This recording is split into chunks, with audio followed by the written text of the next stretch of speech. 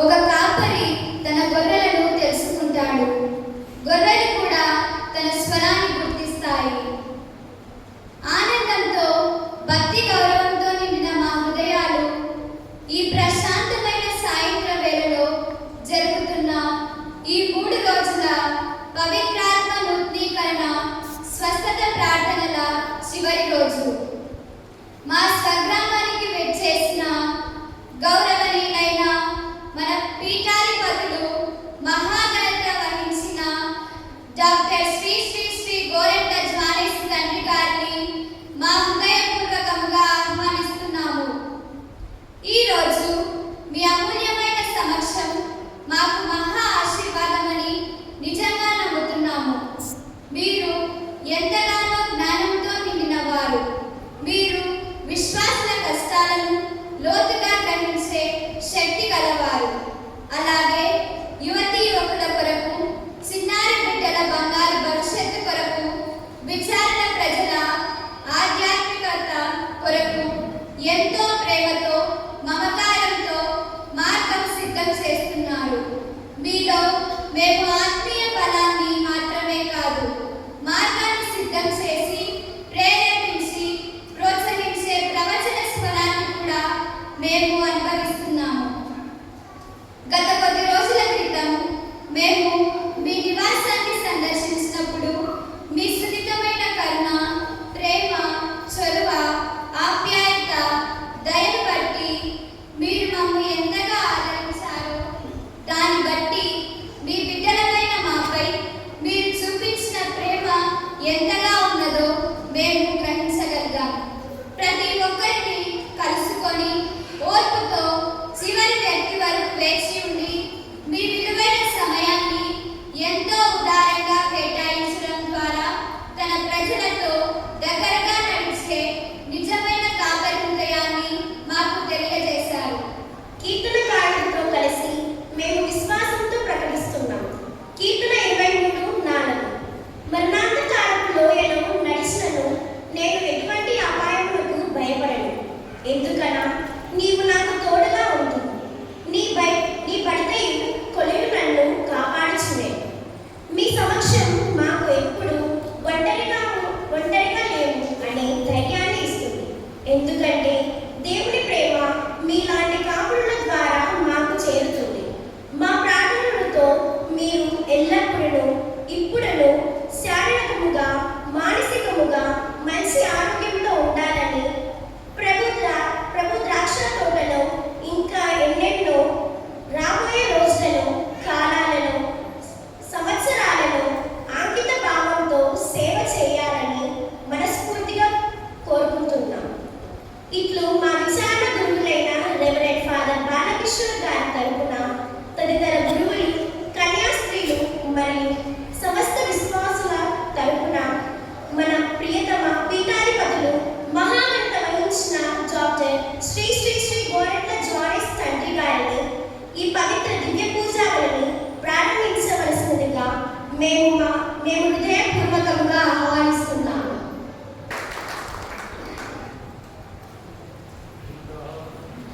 పితా పుత్ర పవిత్రాత్మ నామమున సమాధానము మీతో ఉండునుగాక.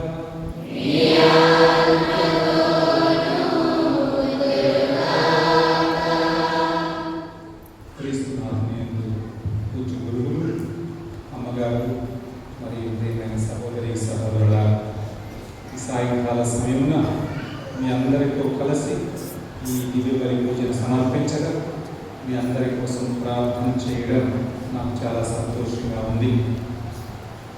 ఈ సంఘంలో ఎంతోమంది యువతి యువకులు, పిల్లలు చదువుకుంటున్నారు.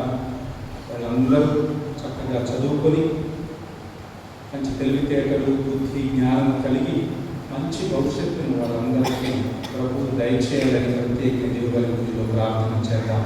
అదేవిధంగా మనందరి కుటుంబాలను దేవుడు సమృద్ధిగా దీవించాలని, మనందరి ఆలోచనలను, మనందరి మాటలను, మనందరి క్రియలను శుద్ధీకరించి మంచి మనుషులుగా మార్చమని ప్రార్థన చేద్దాం. అంత సులభంగా మంచోళ్ళుగా ఉండటం కానీ దేవుని యొక్క శక్తి ఉంటే తప్పకుండా మంచి మనుషులుగా మారగలుగుతాం. ఈ తపస్సు కాలం మనకిచ్చే పిలుపు అదే. దేవుని యొక్క వాక్యాన్ని ఆలకించడం ద్వారా మన జీవితాలను మార్చుకోవాలి. ఈ తపస్సు కాలం ముగిసేసరికే మనందరము నూతన సృష్టిగా మారాలి, కొత్త వ్యక్తులుగా మారాలి. అందుకని ఈరోజు ప్రత్యేకంగా ప్రభు నీ వాక్యపు వెలుగుతో మాలో ఉన్న అంధకారాన్ని తొలగించండి అని ప్రార్థన చేద్దాం.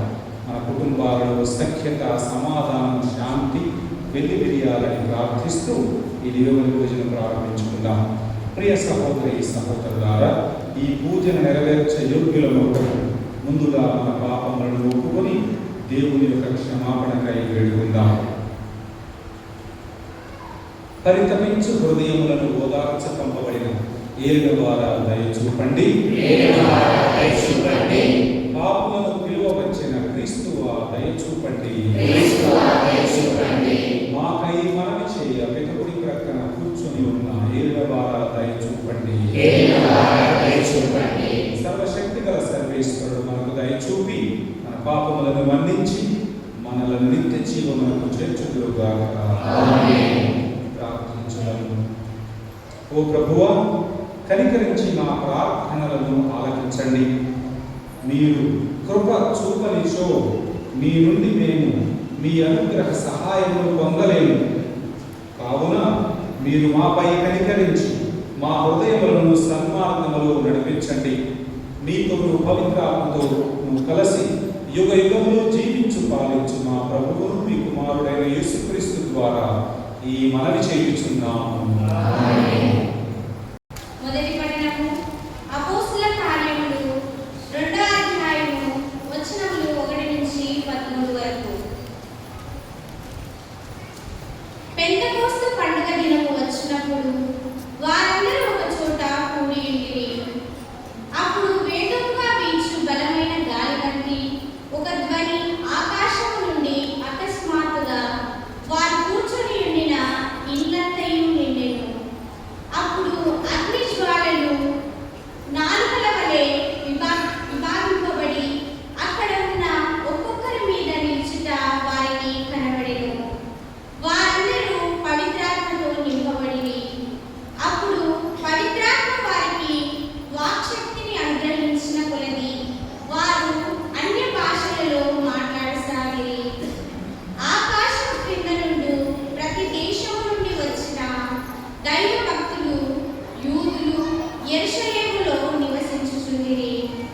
ఆ శబ్దము విని అక్కడకు వచ్చిన జన సమూహములోని ప్రతి వ్యక్తియు తమ తమ సొంత భాషల్లో వారు మాట్లాడుట విని కలవరపడిరి. వారు విస్మయం పొంది ఆశ్చర్యముతో ఇట్లు మాట్లాడుచున్న వీరందరూ గలిలీయులు కారా? ఇదేమి? వీరు మాట్లాడినది మనమందరము మన సొంత భాషలో వినుచున్నామే. పార్తియా, మారియా, ఏలాము, మెసొపొతామియా, యూదియా, కప్పదోకియా, పొంతు, ఆసియా వాసులు, ఫ్రేగియా, పంఫిలియా, ఐగుప్తు, సిరేనే దగ్గర లిబియా ప్రాంతంలో నుండి వచ్చిన మనము, రోము నుండి వచ్చిన సందర్శకులు, యూదులు, యూదా మతములో ప్రవేశించిన వారు, క్రేతీయులు, అరబీయులు, మునుము మనమందరము దేవుడు చేసిన మహత్తర కార్యములను గురించి వీరు చెప్పుచుండగా మన సొంత భాషల్లో వినుచున్నాము అని విభ్రాంతి నొంది తప్పింపు పడుచు ఇదేమి చోద్యమో అని ఒకరితో ఒకరు చెప్పుకొనిరి. కాని కొందరు వీరు క్రొత్త మద్యముతో నిండి ఉన్నారు అని అపహాస్యం చెందిరి. ఇది ప్రభుని వాక్కు.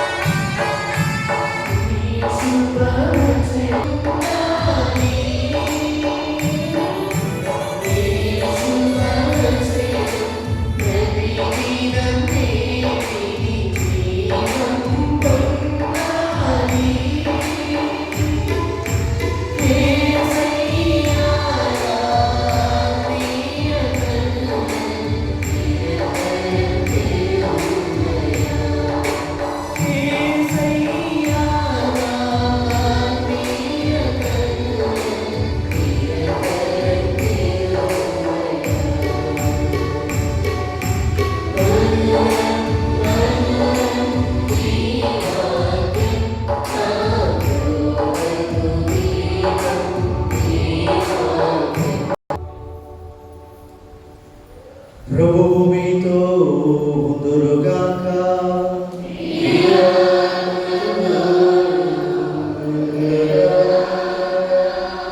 పునీత మార్కు గారు రాసిన సువిశేషములోని భాగము.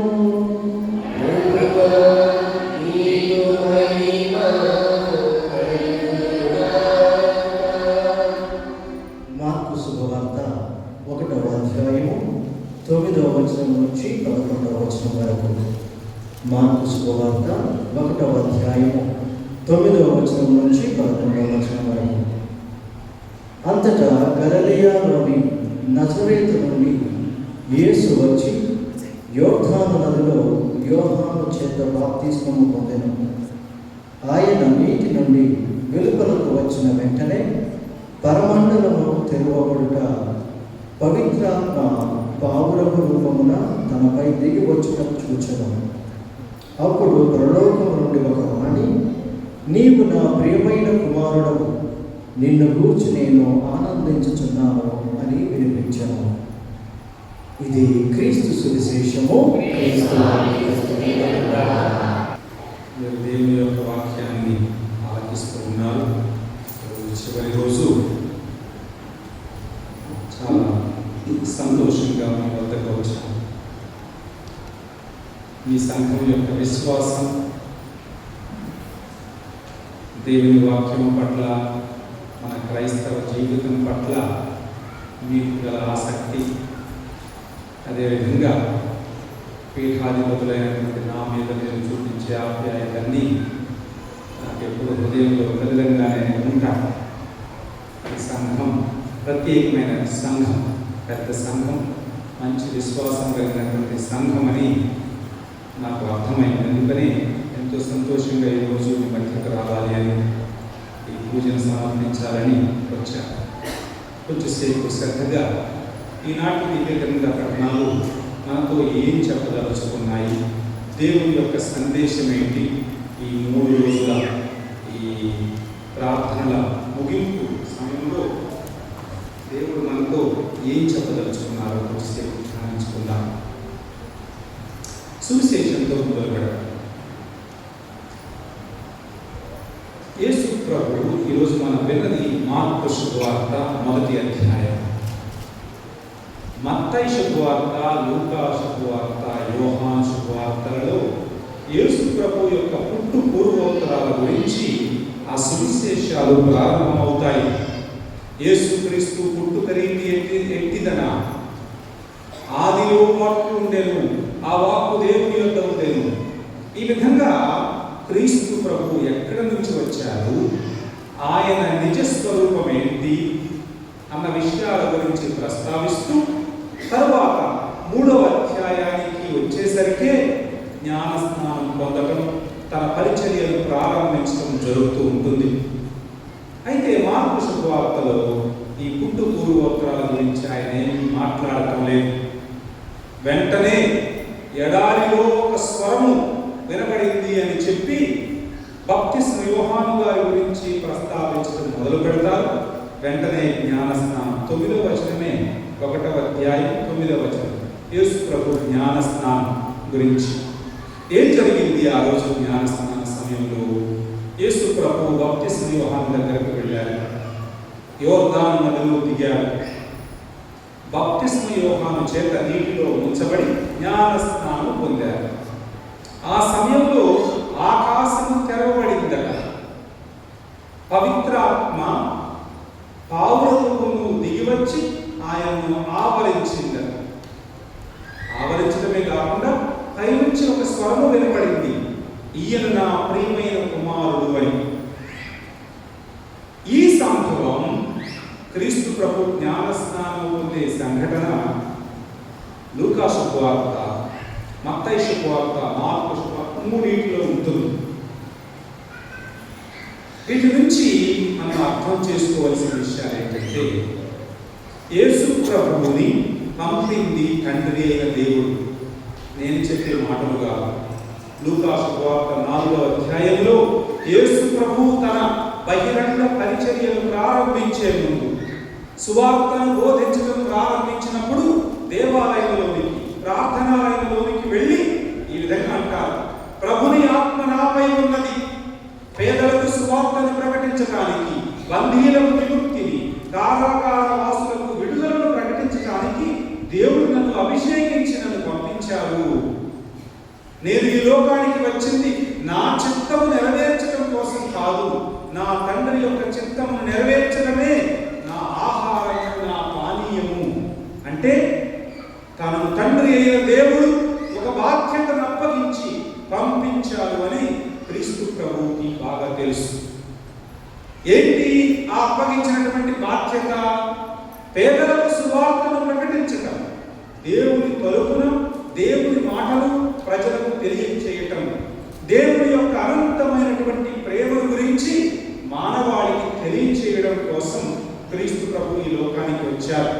అందుకే యోహాను గారు 1వ అధ్యాయంలో అంటారు, తండ్రి అయిన దేవుని గురించి ఎవరికీ తెలియదు, ఆయన వక్షస్థలము నుంచి వచ్చినటువంటి ఆయన కుమారునికి మాత్రమే దేవుని యొక్క స్వభావం ఏంటో తెలుసు.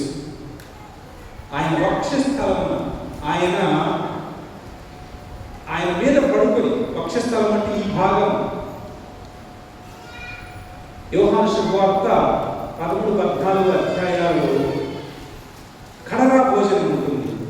కడరా భోజన సమయంలో యేసు ప్రభు వక్షస్థలం మీద ఎవరో పడుకొని ఉన్నారట. ఎవరు? యూదాస, యోహాను గారు. అక్కడ రాసి ఉంటుంది, ఆయన వక్షస్థలము పరుండి ఉండెను.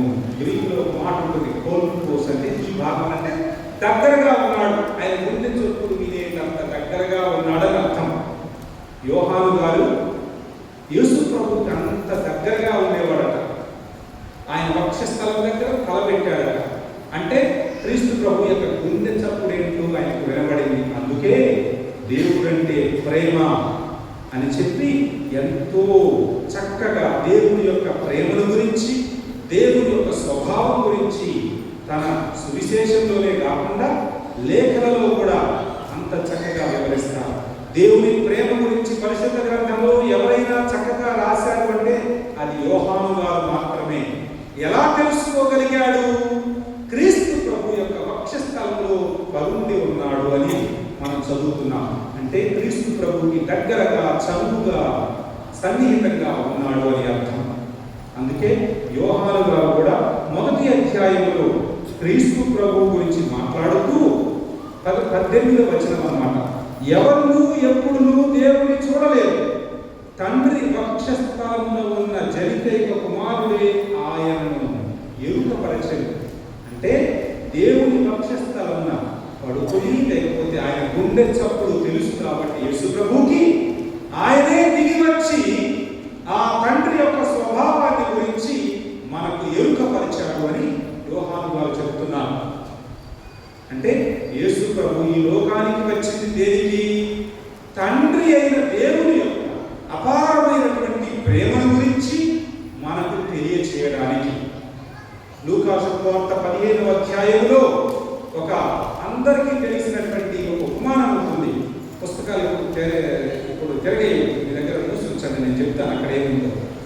15వ అధ్యాయం లూకా శుభవార్తలు ఏముండో అందరికీ తెలిసిందే, తప్పిపోయిన కుమారుడు. యేసు ప్రభు ఈ లోకానికి వచ్చి, ఎందుకయ్యా ఈ పాపుల ఇంటికి వెళ్తున్నావు, ఎందుకు ఈ పాపాత్ములతో ఎంత సన్నిహితంగా ఉంటున్నావు, వాళ్ళ ఇళ్ళలోకి ఎందుకు వెళ్ళి తింటున్నావు అని ఆయన అందరూ విమర్శించేవాళ్ళట. అటువంటి వాళ్లకు సమాధానం చెప్తూ యేసు ప్రభువు ఈ ఉపమానాన్ని చెప్తారు. ఒక తండ్రికి 2 కుమారులు ఉండేను అని. అంటే ఆ తండ్రి యొక్క అపారమైనటువంటి ప్రేమ, షరతులు లేనటువంటి ప్రేమ. వాడు పాపాత్ముడైనా పుణ్యాత్ముడైనా తండ్రి ఒకే విధంగా ప్రేమిస్తారు. మీకు 2 పిల్లలుంటే ఒకటికి 10 మార్కులు వచ్చాయని, ఇంకొకటికి 50 వచ్చాయని ఒక ముద్ద ఒకటికి ఎక్కువ పెట్టలేదు, సమానంగానే పెడతారు. తండ్రి అయిన దేవుడు కూడా ఎటువంటి విభేదాలు చూపించకుండా తన బిడ్డలను సమానంగా ప్రేమిస్తాడు. తన ఆస్తినంతటినీ మంట కలిగినటువంటి చిన్న కుమారుడు వచ్చినప్పుడు పరిగెత్తుకొని లోపలికి ఆహ్వానించాడు. తనకు ఎంతో విధేయంగా ఉంటూ జీవిస్తున్నటువంటి పెద్ద కుమారుడు వచ్చినప్పుడు కూడా బయటకు వెళ్ళి వాడిని కూడా ఆహ్వానిస్తారు. ఇది తండ్రి దేవుని యొక్క ప్రేమ. ఇద్దరిని సమానంగా ప్రేమిస్తారు. షరతులు లేవు, పరిమితులు లేవు ఆ ప్రేమకు. ఇదిగో ఆ ప్రేమను నీకు చూపించడానికి వచ్చాను, అందుకే నేను పాపాత్ముల దగ్గరకు వెళుతున్నాను అని క్రీస్తు ప్రభు తనను తాను సమర్థించుకుంటున్నాడు. అంటే దేవుడు ఎందుకు పంపించారు క్రీస్తు ప్రభువుని? తన అనంతమైనటువంటి ప్రేమను గురించి మనకు రుచి చూపించడానికి. చివరకు ఆయన ప్రేమ ఎంత గొప్పదట, తన ఏకైక కుమారుని మరణానికి గురి చేయడం కోసం, మనందరికీ రక్షణనివ్వడం కోసం. ఆయన నుంచి దూరం అయిపోయాం. ఆదికాండం చదివితే మనిషి పాపం చేసినప్పుడు ఏం జరుగుతుంది?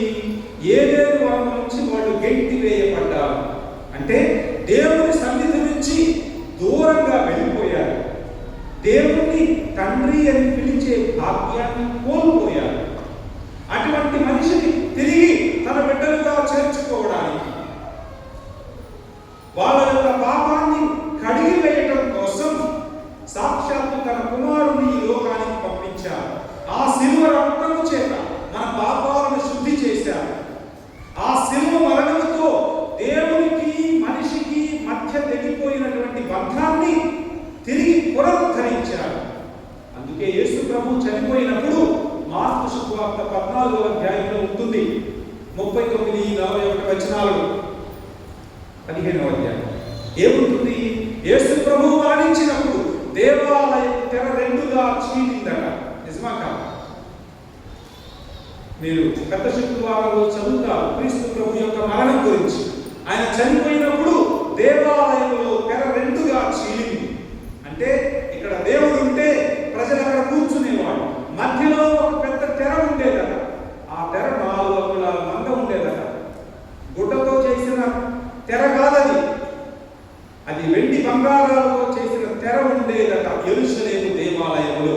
అంటే దేవునికి మనిషికి మధ్య పెద్ద అడ్డంకి ఉండేది. దేవుని ప్రత్యక్షంగా చూసే భాగ్యాన్ని మనిషి కోల్పోయాడు. తండ్రి అని పిలిచే ఆ భాగ్యం పోయింది మనిషికి పాపముతో. ఇప్పుడు దేవుడు తన కుమారుని మరణము ద్వారా మనలను తిరిగి తన బిడ్డలుగా మార్చుకున్నారు అనుటకు సంకేతంగా ఆ తెర 2గా చీలిపోయింది. ఇక నుంచి తండ్రి అని పిలిచే భాగ్యం మనిషికి దక్కుతుంది.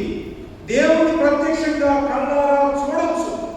ఆయనకు మనకు మధ్య ఇంకా ఎటువంటి అడ్డంకి లేదు అనడానికి సూచకంగా ఆ తెర 2గా చీలిపోయింది. అంటే యేసు ప్రభు యొక్క మరణం మనిషికి చేసినటువంటి మేలేంటి? మానవాళికి చేసినటువంటి మేలేంటి? వంతెనను నిర్మించింది దేవునికి మనిషికి మధ్య. పాపముతో దూరమైనటువంటి మానవుణ్ణి తిరిగి దేవుడు తన చెంతకు చేర్చుకున్నాడు. ఆ పాపానికి పరిహారం జరిగింది కాబట్టి క్రీస్తు మరణము ద్వారా మనిషి తిరిగి దేవునికి దగ్గరయ్యాడు. ఇది దేవుడి యొక్క ప్రేమను సూచించే ఒక మరణం. ఇంతగా దేవుడు మనిషిని ప్రేమిస్తున్నారు.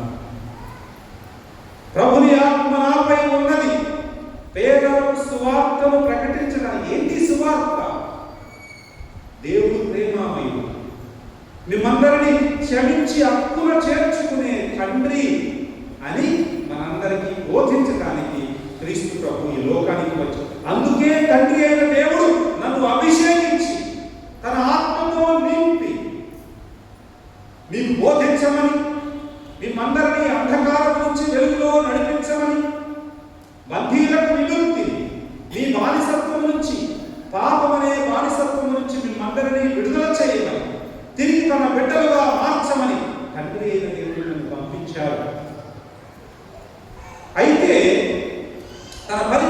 ప్రారంభించేది.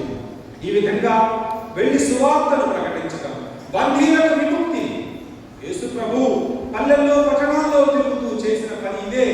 బంధీలకు విముక్తినిచ్చా, దయ్యాలు పట్టిన వాళ్ళకి విడుదలను ప్రసాదించా, గుడ్డివారికి చూపునిచ్చా, బంధీలకు విముక్తి, కారాగార వాసులకు విడుదలను. అందుకే తండ్రి అయిన దేవుడు నన్ను పంపించా. అయితే ఈ పనులు చేయడానికి అదే తండ్రి అయిన దేవుడు నన్ను తన ఆత్మతో అభిషేకించాడు. అయ్యా వెళ్ళు, నీకు ఒక బాధ్యతను అప్పగిస్తున్నాను అని ఏదో యేసు ప్రభువుని ఒంటరిగా వదిలి పంపలేదు, తన ఆత్మతో నింపాడు. 30వ ఏట తండ్రి అయిన దేవుడు తన ఆత్మతో నింపాడు. పాత నిబంధనలో మీరు చదివారంటే నిర్గమకాండం 3వ అధ్యాయంలో దేవుడు మోషేను గొప్ప నాయకుడిగా చేస్తాడు. నీవు ఐగుప్తు వెళ్ళాలి, ఫరో రాజు దగ్గరకు వెళ్ళాలి, ఆ రాజు దగ్గరకు వెళ్ళి నా ప్రజలు బానిసలైనటువంటి నా ప్రజలను విడిపించాలి అని మోషేను పంపిస్తాడు. పంపించే ముందు ఆ మోషేను తన ఆత్మతో బలపరుస్తాడు, తన ఆత్మతో నింపుతాడు. మోషే తన సొంత బలంతో ఆ ప్రజలను విడిపించగలరా? విడిపించలేదు. అందుకే స్వయాన దేవుడే మోషేను తన ఆత్మతో నింపి ఇప్పుడు వెళ్ళు, నీకు ఎదురున్నదని పంపిస్తాను. అట్లానే యేసు ప్రభువును కూడా దేవుడు తన ఆత్మతో అభిషేకిస్తున్నారు. అది జ్ఞాన స్నానంలో జరిగినటువంటి విశేషం. స్వర్గము తెరవబడింది, ఆత్మ దిగి వచ్చింది, యేసు ప్రభువుని అభిషేకించింది, బలపరిచింది. రేపటి నుంచి ఈ పరిచర్యను కొనసాగించడానికి దేవుడు ఆయనకు శక్తినిస్తున్నాడు. ఆ ఆత్మ శక్తి చేత నింపబడిన వాడై 3 సంవత్సరాల పాటు పల్లెల్లో పట్టణాల్లో తిరుగుతూ దేవునికి విశ్వసనీయంగా జీవిస్తూ ఆయన ఇచ్చినటువంటి బాధ్యతను చక్కగా నిర్వహించి చివరకు మనందరినీ తన బిడ్డలుగా మార్చి తన తండ్రి వద్దకు తిరిగి వెళతాడు. అయితే దేవుని యొక్క ఆత్మను పొంది ఈ పరిచర్యను ఆయన ముందుకు కొనసాగించాడు. ప్రియమైన దేవుని బిడ్డగా ఈరోజు కూడా తిరుసభ అంటే గురువులుగా, పీఠాధిపతులుగా, సంఘంగా మనందరం చేసే పనులేంటి? మనందరం దేవుని యొక్క వాక్యాన్ని బోధిస్తున్నాం. యేసు ప్రభు ఏ విధంగా పల్లెల్లో పట్టణాల్లో తిరుగుతూ సువార్తను బోధించారో ఈరోజు మనం కూడా సువార్తను బోధిస్తూ ఉన్నాం. ఆయన ఏ విధంగా పల్లెల్లో పట్టణాల్లో తిరిగి కన్నీటిని తుడిచివేశారు, స్వస్థతను ఇస్తూ రోగులను ఆదరించి కష్టంలో ఉన్న వాళ్ళ మీద దయదలిచి వాళ్ళందరినీ ఏ విధంగా ఆదరించారు, ఈ రోజు కూడా మనందరం ఆయన శిష్యులుగా అదే పని చేస్తున్నాము. మన మేత్రాశ్రమంలో ఎక్కడ చూసినా కానీ వృద్ధాశ్రమాలు కావచ్చు, HIV పేషెంట్లు, లేకపోతే లెప్రసీ పేషెంట్లు, పిల్లలకని పెద్దలకని ఎన్నో విధాలుగా మన తిరుసభలో ఎన్నో సేవా కార్యక్రమాలు కొనసాగిస్తూ ఉన్నాం. క్రీస్తు ప్రభు ఏ విధంగానైతే తన శక్తి చేత, దేవుడు ఇచ్చినటువంటి ఆత్మశక్తి చేత పల్లెల్లో పట్టణాల్లో తిరుగుతూ చేతనైనంత మంచి చేశారు. అదే ఈ రోజు తిరుసభ కూడా దేవుని యొక్క వాక్యాన్ని ప్రకటించడమే కాకుండా చేతనైనంత మంచి చేయడానికి ప్రయత్నిస్తుంది. మరి ఆ రోజు యేసు ప్రభువు దేవుని యొక్క ఆత్మ చేత నింపబడిన వాడై ఆ పనులు చేశారు. జ్ఞాన స్నానం పొందక ముందు యేసు ప్రభు ఎక్కడికి వెళ్ళి నీటిని ద్రాక్షరసంగా మార్చలేదు, ఎక్కడికి వెళ్ళి దయ్యాలను వెడలగొట్టలేదు, ఎక్కడకు వెళ్ళి రోగులను స్వస్థపరచలేదు.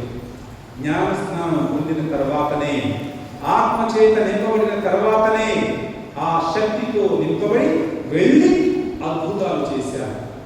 మరి అటువంటి యేసు ప్రభువు ఆత్మశక్తి లేనిదే దయ్యాలను వెడలగొట్టలేదు, ఆత్మశక్తి లేనిదే సువార్తను బోధించలేదు, ఆత్మశక్తి లేనిదే రోగులను స్వస్థపరచలేదు. ఆయన చనిపోయిన తర్వాత కూడా ఆత్మను పంపించారు శిష్యుల మీదకి, వాళ్ళను అభిషేకించారు. అప్పుడు పేతురు గారు, యోహాను గారు, ఇతర శిష్యులు కూడా స్వస్థతనిచ్చారు. వాళ్ళు కూడా వాక్యాన్ని బోధించారు. యేసు ప్రభు ఏ ఆత్మనైతే పొందాడో, ఏ ఆత్మ చేతనైతే అభిషేకింపబడ్డారో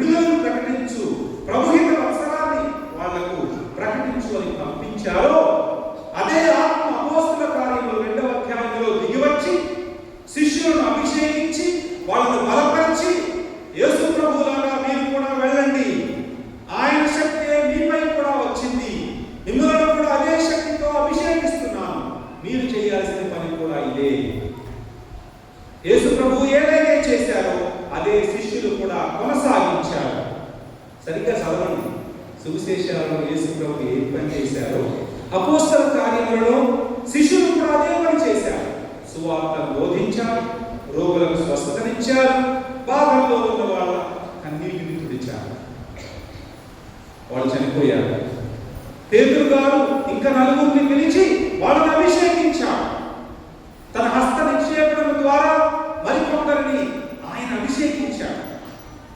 పవిత్రాత్మ దిగి వచ్చేదట. ఎప్పుడైతే పేతురు గారు శిష్యుల తల మీద చేతులు పెట్టారో ఆ శిష్యుల మీద పవిత్రాత్మ దిగి వచ్చేది అని మనం అపోస్తల కార్యములలో చదువుతున్నాము.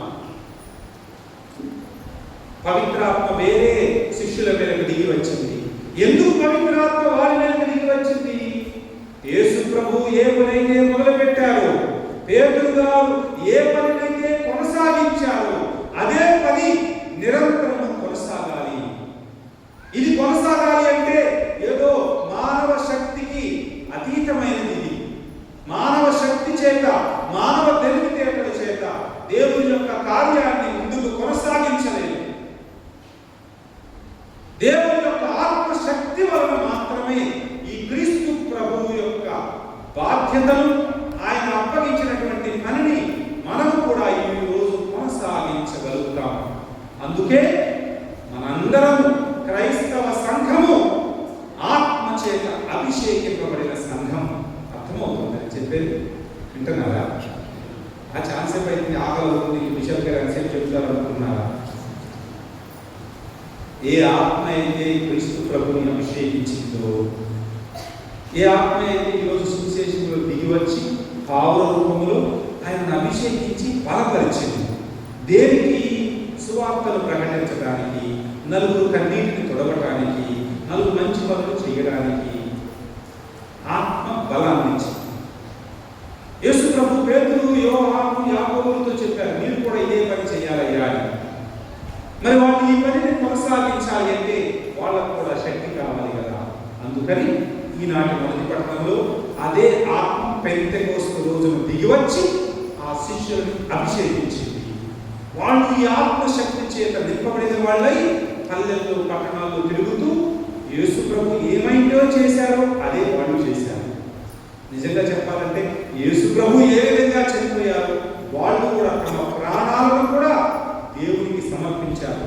పేతురు గారు ఎట్లా చనిపోయారు చెప్తారు ఎవరైనా? పేతురు గారు ఎట్లా చనిపోయారు? ఆయన శిలువ మీదనే చనిపోయారు. అయితే యేసు ప్రభులాగా శిలువ వేయబడటానికి నేను అనర్హుడను, యోగ్యుడను కాను, నా తల కింద పెట్టి శిలువ వేయండి అన్నాడు. అందుకని ఆయన చనిపోయింది కూడా శిలువ మీదనే. యేసు ప్రభు యొక్క అప్పగించిన బాధ్యతను వాళ్ళు నెరవేర్చారు. ఈరోజు గురువులు, మఠవాసులు, మన క్రైస్తవ సంఘం మనందరం అదే ఆత్మ చేత నింపబడిన వాళ్ళం. మా మీదకి ఎప్పుడు వచ్చిందండి అని అనుకుంటాను. వచ్చిందా మీ మీదకి ఆత్మ? యేసు ప్రభు జ్ఞానస్నానం అప్పుడు ఏం జరిగింది? స్వర్గము తెరవబడింది, పవిత్రాత్మ దిగి వచ్చింది, ఆయనను అభిషేకించింది. పెంతెకోస్తు దినం ఏం జరిగింది? స్వర్గము తెరవబడింది, పవిత్రాత్మ దిగి వచ్చింది, అగ్ని నాలుకల రూపంలో వారిని ఆవరించింది అని చదివాను. అట్లానే మీరు నేను జ్ఞానస్నానం పొందిన రోజు స్వర్గము తెరవబడింది, పవిత్రాత్మ పావుల రూపంలో.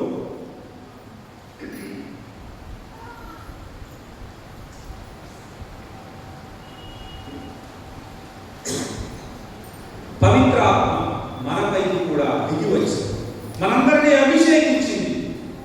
మనకు కనిపించలేదు, ఆత్మస్వరూపం. పవిత్రాత్మ అంటే ఆత్మస్వరూపం, కనిపించని దేవుడు. ఆ కనిపించని దేవుడు దిగివచ్చి మనందరినీ అభిషేకించాడు. ఆ రోజు నుంచి ఆ పవిత్రాత్మ మనందరినీ బలపరిచింది. ఎందుకు? బయటకు వెళ్ళి సువార్తను ప్రకటించాలని, పెద్ద అయిన తర్వాత సువార్తను ప్రకటించాలని, బందీలకు విముక్తినివ్వాలని, కారాగార వాసులకు విడుదలను ప్రకటించాలని నిన్ను నన్ను అదే ఆత్మ అభిషేకించింది. అందుకే ప్రతి ఒక్క క్రైస్తవునికి సువార్తను బోధించే బాధ్యత ఉంది. మంచి మాటలు చెప్పాల్సినటువంటి బాధ్యత ఉంది. నలుగురికి మంచిని బోధించే బాధ్యత ఉంది. నలుగురికి మంచి చేసే బాధ్యత ఉంది. క్రీస్తు ప్రభు ఏ విధంగానైతే పల్లెల్లో తిరుగుతున్నప్పుడు కన్నీటిలో ఉన్న వాళ్ళని చూసి ఎంతో కనికరం చెంది చేయగలిగినటువంటి సహాయం చేసేవాడు, జాలి చెందేవాడు. ఆయన కడుపు కలుపుకుపోయేదట ఎవరైనా బాధలో ఉన్నప్పుడు చూసి. ఆ విధంగా మనం కూడా కనికరం చెందాలి, కరుణ చూపించాలి, దయ చూపించాలి. జ్ఞాన స్నానంలో మనం ఆత్మ చేత నింపబడ్డాము. ఈ ఆత్మ శక్తితో మనము కూడా క్రీస్తు ప్రభువులాగా, శిష్యులలాగా నలుగురికి సువార్తను ప్రకటించాలి. సువార్తను ప్రకటించడం అంటే యేసు ప్రభు ఏ విధంగా అయితే తన జీవితం ద్వారా, మాటల ద్వారా, చేతల ద్వారా దేవుని యొక్క ప్రేమను, దేవుని యొక్క కరుణను నలుగురికి చాటి చెప్పాడో అదే విధంగా మనం కూడా మన మాటల ద్వారా, చేతల ద్వారా, జీవితం ద్వారా మన ప్రేమను నలుగురికి చాటి చెప్పాలి. అందుకే పవిత్రాత్మ మనలను అభిషేకించింది. కొంతమంది అంటారు, మీకు మీ కథోలిక సంఘం వాళ్ళు ఎందుకు చిన్నప్పుడే జ్ఞానస్నానాలు ఇస్తారు అని. జ్ఞానస్నానం అంటే ఏంటి? పవిత్రాత్మ దిగి రావడం, ఈ బిడ్డను అభిషేకించడం. కొంతమంది ఏమంటారు, 18 సంవత్సరాలు అయిన తర్వాత జ్ఞానస్నానం ఇవ్వాలి. కానీ పవిత్రాత్మ ఆ జ్ఞానస్నానం రోజు జరిగేదేంటి? పవిత్రాత్మ దిగి వచ్చి ఆ బిడ్డను అభిషేకిస్తుంది. 18 సంవత్సరాల దాకా పవిత్రాత్మ లేకుండా మా అబ్బాయిని నేను గాలికి వదిలిపెట్టాను. చిన్నప్పుడే పవిత్రాత్మతో నింపాలి మా అబ్బాయిని. వాడు పెరుగుతున్నప్పుడు ఈ ఆత్మశక్తితో మంచి మాటలు మాట్లాడవచ్చు. ఈ ఆత్మశక్తితో నలుగురికి ఆ దేవుని యొక్క ప్రేమకు సాక్షిగా ఉంటాడు. 18 సంవత్సరాల దాకా ఈ దేవుని యొక్క శక్తి లేకుండా, ఆత్మ చేత నింపబడకుండా నేను ఒప్పుకోను. అందుకే కథోలిక సంఘం చిన్నప్పుడే జ్ఞానస్నానం ఇవ్వమంటుంది. జ్ఞానస్నానం యొక్క అర్థం ఏదో జన్మ పాపాన్ని కడిగివేయడం మాత్రమే కాదు, ఆత్మశక్తి చేత పూరింపబడగలరు, నింపబడగలరు. అందుకని చిన్నప్పుడు వెంటనే జ్ఞానస్నానం ఇవ్వాలి మన బిడ్డలకు. ఎందుకు? ఆ పవిత్రాత్మ శక్తి చేత మంచిగా ఎదుగుతారు. ఈరోజు సువిశేషం యొక్క అర్థమని మీరు, నేను, మనందరము జ్ఞానస్నాన సమయంలో పవిత్రాత్మ చేత నింపబడ్డాము. ఎందుకు? నలుగురికి మంచి చేయడానికి, నలుగురికి మంచి మాటలు చెప్పడానికి. క్రీస్తు ప్రభువు ఏ విధంగా తన శిష్యులకు అప్పగించారు బాధ్యతను, ఆ శిష్యులు మనకు అప్పగించారు. మనం కొనసాగిస్తూ ఉండాలి. ఇది ఎప్పుడు మర్చిపోవద్దు. క్రైస్తవ సంఘం అంటే అభిషేకింపబడినటువంటి సంఘం. క్రీస్తు ప్రభు ఏ ఆత్మనైతే పొందారో అదే ఆత్మ పొందినటువంటి వాడు. చూడండి ఎంత గొప్పవాళ్ళు మనం. దేవుని ఆత్మ మనలో. అందుకే పౌలు గారు అంటారు, నీ హృదయం దేవాలయం అని తెలియదా, దేవుడు నివసించే స్థలం అని తెలియదా అని అంటారు. ఇతడు నా ప్రియమైన కుమారుడు, నేను ఇతని యందు ఆనందించుచున్నాను అని ఏ మాట అయితే యేసు ప్రభు జ్ఞానస్నానం పొందిన రోజు వినిపించిందో, మనం జ్ఞానస్నానం పొందినప్పుడు కూడా అదే మాట స్వర్గం నుంచి వినబడింది. ఈయన నా ప్రియమైన కుమారుడు, ఇక నుంచి ఈయన దేహము నా ఆలయం, ఈయన హృదయంలో నేను నివసిస్తాను అని ఆ రోజు ప్రకటించాడు దేవుడు.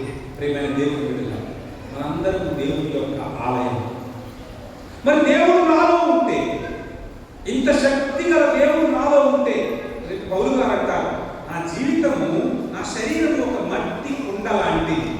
ఈ కుండ పగిలిపోతుందేమో కానీ ఈ కుండ లోపల శక్తివంతుడైనటువంటి దేవుడు నివసిస్తున్నారు అని అంటారు. ఆయన ఎవరు ఏమి చేయలేదు. ఈ కుండ శిథిలమైపోవచ్చు, ఈ శరీరం శిథిలమవచ్చేమో కానీ ఆ లోపల ఉన్నటువంటి దేవుని యొక్క ఆత్మ, దేవుని యొక్క సాన్నిధ్యాన్ని ఎవరు నశింప చేయలేరు అని పునీత పౌలు గారు అంటారు. మన హృదయం దేవుని యొక్క ఆలయం, మనలో నివసిస్తున్నాం. ఒక ప్రశ్న, మరి దేవుడు నివసిస్తే ఎందుకండి ఈ రోగాలు? దేవుడు నాలో ఉంటే ఎందుకు ఈ శోధనలు? ఎప్పుడు తాగాలనుకుంటుంది, తాగటం మానేద్దామంటే కుదరటం లేదు. దేవుని శక్తి నాలో ఉంటే ఎందుకు నేను మానేయలేకపోతున్నాను? దేవుని శక్తి నాలో ఉంటే ఎందుకు ఈ సైతాన్ని జయించలేకపోతున్నాను? ఎందుకు నాకు ఈ జబ్బులు, ఎందుకు ఈ రోగాలు అన్న ప్రశ్న వస్తుంది. మీరు శ్రద్ధగా సువిశేషాలు చదివితే ఈ జ్ఞానస్నానం అయిన వెంటనే చదవడం ఏముంటుందంటే యేసు ప్రభువు ఎడారిలో శోధింపబడటం గురించి ఉంటుంది. జ్ఞానస్నానం పొందిన తరువాత ఆయన ఆత్మ చేత ఎడారికి నడిపింపబడేది అని ఉంటుంది. అంటే దేవుని ఆత్మ చేత నింపబడ్డారు కాబట్టి యేసు ప్రభువుకి ఎటువంటి శోధనలు ఉండవు, ఎటువంటి కష్టాలు రావు, ఎటువంటి కన్నీళ్లు రావు అని అనుకోకూడదు. సాక్షాత్తు దేవుని ఆత్మ చేత నింపబడిన యేసు ప్రభువే సైతాను చేత శోధింపబడ్డారు. సాక్షాత్తు దేవుని ఆత్మ చేత నింపబడిన యేసు ప్రభువే శిలువ మరణానికి గురి చేయబడ్డాడు. శిలువను మోయాల్సి వచ్చింది, శ్రమలు అనుభవించాల్సి వచ్చింది, శిలువపై మరణించాల్సి వచ్చింది. మనమెంత అంటే దేవుని ఆత్మ చేత నింపబడ్డాము కాబట్టి మనకు ఎటువంటి శోధనలు ఉండవు, రోగాలు ఉండవు. ఆ దేవుని యొక్క ఆత్మ కవచమేమి కాదు. కానీ మనుషులు ఈ చుట్టూ ఉన్నటువంటి కుండను శిథిలము మట్టి పాత్ర అన్నమాట మన శరీరం అంటే. ఈ మట్టి పాత్రను వినాశనము చేయగలరేమో కానీ శక్తివంతుడైనటువంటి నా ఆత్మను ఏమీ చేయలేదు అని ప్రీత పౌలు గారు అంటారు. చాలా మంది నన్ను బంధించారు, కారాగారానికి గురి చేశారు, జైల్లో పెట్టారు, తుఫానులు వచ్చాయి, నన్ను బంధించారు, నన్ను కొట్టారు, నన్ను కొరడారు, కానీ ఎవరూ నన్ను ఏం చేయలేకపోయారు. వాళ్ళందరూ నా శరీరాన్ని శిక్షించారే కానీ నా ఆత్మను ఏం చేయలేకపోయారు అని పౌలు గారు చెప్తారు. అట్లానే మనం దేవుడు మనల్ని అభిషేకించాడు కాబట్టి సైతాను మనల్ని శోధించదు అనుకోడు. సైతానుకు గురి అవుతాం, శోధనకు గురి అవుతాం, బాధలు వస్తాయి, కన్నీళ్ళు వస్తాయి, రోగాలు వస్తాయి, జబ్బులు వస్తాయి. కానీ మనలో నివసించేది ఎవరు? శక్తివంతుడైనటువంటి దేవుడు. ఆయన ఆత్మ మన హృదయంలో నివసిస్తుంది. అందుకని ఎవరు మనలను జయించలేరు. ఈ ఆత్మశక్తితో యేసు ప్రభు ఏ విధంగానైతే సైతాను జయించాడు, సైతాను అన్ని విధాలుగా శోధించడానికి ప్రయత్నించింది, కానీ యేసు ప్రభు ఎక్కడా లొంగలేదు. ఆ సైతాను జయించాడు. ఎందుకు జయించగలిగారు? ఆత్మశక్తి చేత. ఆత్మచేత నింపబడ్డారు కాబట్టి సైతానుకు లొంగిపోలేదు. చివరి వరకు నిలబడ్డారు. శిలువ మీద ఉన్నప్పుడు కూడా సైతాను వచ్చి నీవే కనుక దేవుని కుమారుడు అయితే దిగిరా, అప్పుడు విశ్వసిస్తాం. చూడండి శోధన ఎందుకయ్యా? ఎప్పుడు దేవునికి విధేయుడుగా ఉండాలని జీవిస్తున్నా. తండ్రి చిత్తము నెరవేర్చడమే నా ఆహారము, నా పానీయం అని అంటున్నావు. ఏం చేశాడు నీ తండ్రి? చూడు, నేను ఈ విధంగా వదిలిపెట్టాడు. నువ్వే అన్నావు కదా, తండ్రి నన్నెందుకు విడనాడింది? ఇది ఆయన చేసింది నీకు. ఏం చేశాడు నీకు? ఇన్ని సంవత్సరాల నుంచి నీవు విశ్వసనీయంగా విధేయంగా ఉండాలని ప్రయత్నిస్తున్నావు. ప్రతిఫలంగా నీ దేవుడు నీకు ఏం చేశాడు? జబ్బులు ఇచ్చాడు, రోగాలు ఇచ్చాడు. ఇదిగో ఈరోజు శిలువ మరణానికి గురి చేస్తున్నాడు. ఇప్పుడైనా వదిలిపెట్టు, ఇప్పుడైనా దిగిరా, నేను నీకు కావలసింది ఇస్తానని సైతాను శోధిస్తుంది. కానీ యేసు ప్రభు నేను చనిపోయే వరకు నా ఆత్మను దేవుని చేతిలో ఉంచుతాను, నేను నీ శోధనలకు లొంగను. ఆత్మచేత నింపబడ్డారు కాబట్టి ఎక్కడ యేసు ప్రభు సైతానుకు లొంగలేదు. అలానే మనకు శోధనలు వస్తాయి, కానీ మన పడవలో నిద్రపోతున్నది ఎవరు? యేసు ప్రభు. మన జీవితం అనే పడవలో యేసు ప్రభు ఉన్నారు. మనల్ని వినాశనానికి గురి చేయరు. అవసరమైనప్పుడు ఆయన లేస్తారు. ఒకసారి యేసు ప్రభు పడవలో నిద్రపోతున్నారు. ఆ సమయంలో ఏం జరిగింది? ఇక్కడ తుఫాను వచ్చింది. పేతురు గారు ఇతర శిష్యులు ఏమంటున్నారు? ఏకైనా నిద్రపోతున్నాం, ఏది మేము పోయేటట్టున్నాము, నువ్వేమో చక్కగా నిద్రపోతున్నావు అని అన్నప్పుడు యేసు ప్రభు లేచి సముద్రాన్ని గద్దించి ఓరి అల్ప విశ్వాసం. నిన్ననే కదా 5 రొట్టెలు 5,000 మందికి పంచితే చూశారు. మొన్ననే కదా లాజరును లేకుండా చూశారు. అంతకుముందు రోజే కదా దయ్యాలను విడవకుండా చూసింది. ఎందుకు ఎంత భయపడిపోతున్నారు? ఈ అలకే భయపడిపోతున్నారా? నేనున్నాను కదా మీతో అని అంటారు. మనం కూడా చిన్న జబ్బు రాగానే దేవుడు ఉన్నాడన్న విషయం మర్చిపోతాం. మీలో నివసించేది ఎవరు? దేవుడే నివసిస్తున్నాడు. హృదయం దేవుని యొక్క ఆలయం. జ్ఞాన స్నానం పొందినప్పటి నుంచి తిష్ట వేసుకుని దేవుడు మనలో నివసిస్తున్నాడు. గుర్తుంచుకో, ఎప్పుడు మర్చిపోదు. ఆయన ఉన్నప్పుడు రోగాలు వస్తే ఏమవుతుంది? ఈ శరీరం శిథిలమైపోతుంది. రేపు మాకు పోవాల్సిందే కదా. మీ జబ్బులు రాకుండా చేస్తే 150 సంవత్సరాలు బ్రతుకుతారా? బ్రతకరు కదా. 150 సంవత్సరాలు ఎప్పుడో పోవాల్సింది. ఈ శరీరం శిథిలమవడం వలన, కుళ్ళిపోవడం వలన పోయే నష్టం ఏమీ లేదు. ఆత్మ దేవుడి యొక్క ఆలయం.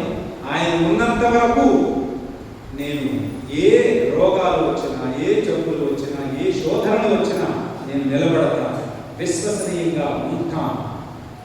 ఫలితం ఏంటి? ఈ విధంగా ఉండేవాళ్ళని యేసు ప్రభు మనకు నిరూపిస్తున్నారు. చనిపోయిన తర్వాత ఏం జరుగుతుంది? 3వ రోజు సమాధులు బద్దలయ్యాయి. నిజమా కాదు? 3 రోజులే సమాధి ఆయనను కప్పి ఉంచగలిగింది. ఎవరైతే దేవునికి విధేయులుగా ఉంటారో వాళ్ళు మరణాన్ని చవి చూడరు. నేనే పునరుత్థానమును జీవమును, నన్ను విశ్వసించువాడు మరణించినను జీవించును. యోబు అంటాడు అతని మందలలో, ఈ శరీరం శిథిలమైనను నేను నా దేవుణ్ణి కండ్లారా చూసేదను అని అంటాడు. ఈ శరీరం చనిపోతుందేమో, శిథిలమవుతుందేమో, మట్టిలో కలిసిపోతుందేమో, కానీ మన దేవుణ్ణి మనం కళ్ళారా చూస్తాం. సమాధులు బ్రద్దలవుతాయి, మనం కూడా పునరుత్థానం చెందుతాం. అందుకే ఒకసారి మరణం గురించి మాట్లాడుతుంటే, జబ్బుల గురించి, రోగాల గురించి మాట్లాడుతుంటే పేతురు గారు గర్తిస్తాడు యేసు ప్రభు. ఏంటయ్యా ఎప్పుడు మరణం అంటావు, జబ్బులు అంటావు? వద్దు ప్రభు, మనకి మరణం వద్దు, జబ్బులు వద్దు, ఎప్పుడు ఆరోగ్యకరంగా ఉండాలి అంటే యేసు ప్రభు పేతురుని, ఇతర శిష్యుల్ని ఒకసారి తాబోరు పర్వతం మీద తీసుకొని వెళ్తారు. వాళ్లకు తాను చనిపోయిన తర్వాత ఎక్కడికి వెళ్తున్నాను, తను చనిపోయిన తర్వాత రాబోయే ఆ మహిమ ఏంటో చూపిస్తారు. అంత గొప్ప మహిమలోనికి యేసు ప్రభు వెళ్ళబోతున్నారు. ఇది తెలియక పేతురు గారట, ఇక్కడే ఉన్నా, ఈ జబ్బులొద్దు, ఇహలోక జీవితమే బాగుంది అని అంటారు. ఇప్పుడు యేసు ప్రభు చూపిస్తారు చనిపోయిన తర్వాత ఎంతకంటే మంచి లోకం, ఎటువంటి జబ్బులు రానటువంటి ఒక లోకానికి, ఎంతో సంతోషంగా ఉండే ఒక లోకానికి మీరు వెళతారు. నేను నా తండ్రి వద్ద మీకు నివాస స్థలములను ఏర్పరచి ఉంచాను అని యోహాను శుభవార్తలో యేసు ప్రభువే సాక్షాత్తు చెబుతున్నాను. నేను ముందు వెళుతున్నాను, మీకోసం అక్కడ నివాస స్థలములను ఏర్పాటు చేసి ఉంచాను అని. మనం చనిపోయిన తర్వాత దేవుని సన్నిధికి వెళ్ళవలసినటువంటి వాళ్ళు ఈ 60-70 సంవత్సరాలు శోధనలను జయించగలగాలి. జయించే శక్తి మనకు ఉంది. ఎందుకు? సాక్షాత్తు దేవుని యొక్క ఆత్మ మనలో ఉంది కాబట్టి ఆ శక్తితో సైతాను శోధనను జయించి దేవునికి యోగ్యమైన బిడ్డలుగా జీవించాలి. మంచిని మాట్లాడటానికి, మంచిని చేయడానికి, మంచిని ఆలోచించడానికి దేవుడు మనకి శక్తినిస్తున్నాడు, మనలో నివసిస్తున్నాడు. సైతాన్ని మనం జయించాలి, ఆయనకు తగిన బిడ్డలుగా జీవించాలి. అప్పుడు తప్పకుండా మోక్షం దొరుకుతుంది. అయితే ఇంకొక విషయం చెప్పి ముగిస్తాను. మొదటి పట్టణంలో ఈ ఆత్మ దిగి వచ్చింది శిష్యుల మీద. అప్పటి వరకు వాళ్ళు వ్యక్తులు 3000 మంది ఉన్నారు, 4000 మంది ఉన్నారు. ఎవరికి ఒకరు మాట్లాడేది ఇంకొకరికి అర్థం కాదు. అంటే అర్థం ఏంటంటే వాళ్ళ మధ్య ఐక్యత లేదు. ఎప్పుడైతే ఆత్మ దిగి వచ్చిందో వాళ్ళందరూ ఒక సంఘంగా మారారు, ఒక కుటుంబంగా మారారు. ఒకళ్ళు మాట్లాడేది ఇంకొకరికి అర్థమైంది. వాడు ఏ భాష, వాడు ఎక్కడి నుంచి వచ్చాడో అది మరొక విషయం. కానీ ఎప్పుడైతే ఆత్మ చేత నింపబడ్డారో ఆ సంఘము ఒక్కటైంది, ఒక కుటుంబముగా మారింది, ఒక సంఘంగా మారింది. మనందరం ఈ విధంగా ఒక కుటుంబముగా కూర్చొని, ఒక సంఘంగా కూర్చొని దేవుని యొక్క వాక్యాన్ని ఆలకించడానికి, దేవుని యొక్క వాక్యాన్ని ప్రకటించడానికి, ప్రార్థన చేసుకోవడానికి మూలం ఆ పవిత్ర ఆత్మ.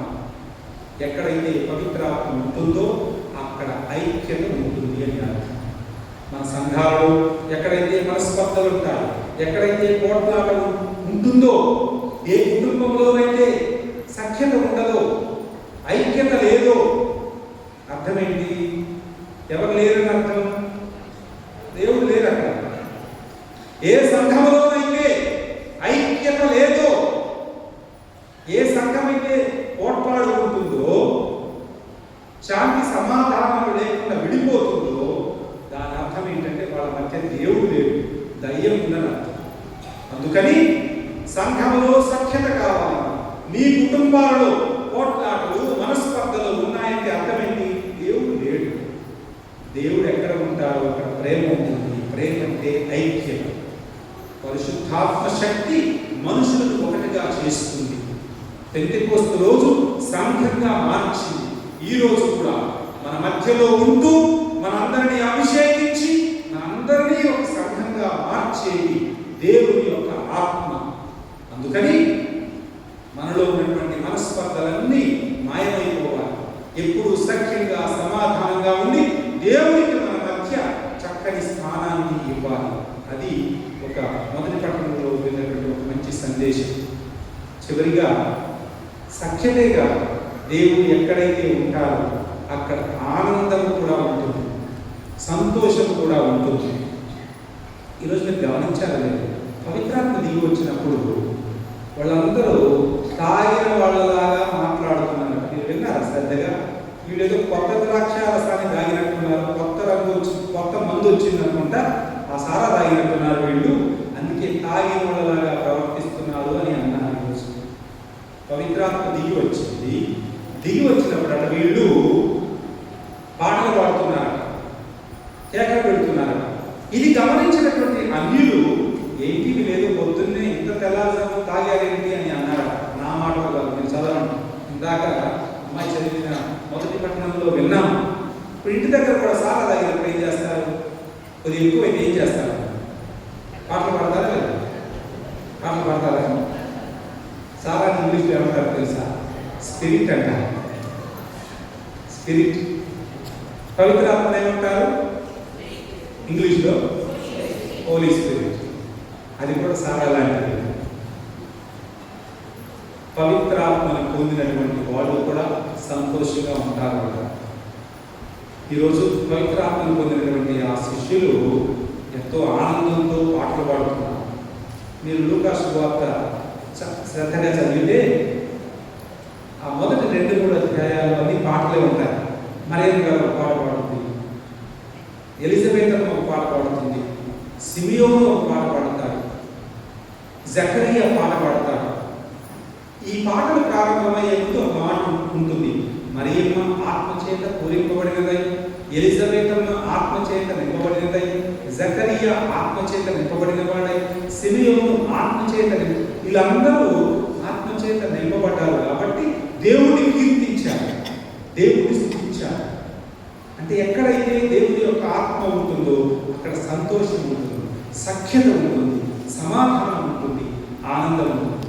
మీ జీవితాల్లో సంతోషం లేదు, ఐక్యత లేదు అంటే ఏం చేయాలి? ప్రభు, నువ్వు నా జీవితం నుంచి వెళ్ళిపోయావు, తిరిగిరా అని ఆయన ఆహ్వానించాలి. మీ జీవితంలో ఆయనకు ఒక నివాస స్థలాన్ని ఏర్పాటు చేసి ఎప్పుడు మీ కుటుంబంలో దేవునికి స్థానం ఇవ్వాలి. మీ జీవితంలో స్థానం ఇవ్వండి. తప్పకుండా సఖ్యతనిస్తారు, సమాధానాన్ని ఇస్తారు, వెలుగునిస్తారు, సంతోష సమాధానాలను ఇస్తారు. చాలా చెప్పాను, ముగించాను. మనందరం క్రైస్తవ సంఘం అంటే యేసు ప్రభువులాగా ఆత్మచేత అభిషేకింపబడినటువంటి వారు. యేసు ప్రభు ఏ విధంగా అయితే ఆత్మచేత నింపబడి సైతాన్ని జయించగలిగారు, మనం కూడా సైతాన్ని జయించగలం. యేసు ప్రభు ఏ విధంగా ఆత్మచేత నింపబడి మంచి పనులు చేశారో, మంచి మాటలు చెప్పారో, మనం కూడా ఆ విధంగా ఆయనలాగా ఉండటానికి, ఆయనలాగా మాట్లాడటానికి మనల్ని అభిషేకించారు. ఆయన ఎక్కడైతే ఉంటారో ఆ ఆత్మ ఎవరిలోనైతే ఉంటుందో వాళ్ళు సంతోషంగా ఉంటారు జీవితంలో, వాళ్ళు సఖ్యతతో జీవిస్తారు కుటుంబాలలో, సంఘాలలో. ఈ ఆత్మ మనందరినీ సమృద్ధిగా నింపాలి. ముఖ్యంగా మన సంఘములు, చాపరేవుల సంఘంలో ఈ కుటుంబాలు ఈ ఆత్మ ఎల్లవేళలా నివసిస్తూ మేమందరినీ ఒక కుటుంబముగా మార్చాలి. సంతోషంతో, సమాధానంతో, సఖ్యతగా ఈ సంఘాన్ని దీవించాలని ప్రార్థిస్తూ ముగిస్తున్నాను. పితా పుత్ర పవిత్ర ఆత్మ నామమున. ఆవిడ గారు అంటే ప్రతి విచారణ వెళ్ళినప్పుడు ఈ మధ్య నేను ముగిస్తాను లేదు, ప్రతిరోజు 10:30 దాకా 10:30 దాకా అన్నారు కానీ నేను 10 రోజులు ముగిస్తాను. నాకు అర్థగానే ముందే ముగిస్తాను. పూజ అయిపోతుంది. పుస్తకం చూశారా? ఈ పుస్తకం చూశారు కదా? చూశారా? నేను వచ్చిన తర్వాత మన మేత్రాసనంలో నూతన చైతన్యం రావాలి.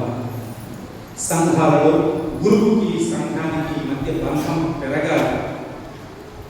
ఏదో ఒక కొత్త చైతన్యం రాకపోతే నా రోజులు మూతపడతాయి మన కథోలిక సంఘాలని చెప్పి ఎంతో సుదీర్ఘ ప్రయాణాలు చేసి సంఘాలలోకి వెళ్ళి వాళ్ళతో మాట్లాడి వాళ్ళ విశ్వాస పరిస్థితులన్నీ అర్థం చేసుకొని నేను ఒక్కడనే నిర్ణయాలు తీసుకొని ప్రణాళికలు రూపొందిస్తే వీళ్ళెవరు అమలు చేయరు అన్న ఉద్దేశంతో గురువులను, మఠవాసులను, సంఘ ప్రతినిధులను అందరినీ పిలిచారు. 5 రోజుల పాటు మన పాస్టల్ సెంటర్లో 5 రోజుల పాటు మన పాస్టల్ సెంటర్లో మహాసభలు నిర్వహించారు. ఆ మహాసభలో మన భవిష్యత్ ప్రణాళిక ఏంటి, ఎలా ఉండాలి అని అందరి అభిప్రాయాలను సేకరించాను.